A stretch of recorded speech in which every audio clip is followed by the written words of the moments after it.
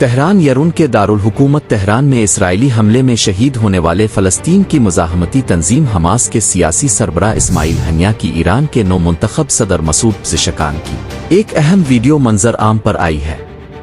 जंग के मुताबिक ईरान के नीम सरकारी खबर रसां इदारे महर न्यूज़ ने ये वीडियो नशर की है, जो अब सोशल मीडिया पर वायरल हो गई है। इस वीडियो में इस्माइल हनिया को नौमुंतखब ईरानी सदर मसूद पेज़ेशकियान से मुस्कुराते हुए गिले मिलते और गुफ्तगू करते देखा जा सकता है। इस आखिरी मुलाकात के दौरान दोनों रहनुमाओं के इर्द-गिर्द बड़ी तादाद में लोग हैं। सोशल मीडिया सार्फिन की जानिब से इस वीडियो को तारीखी वीडियो करार दिया जा रहा है।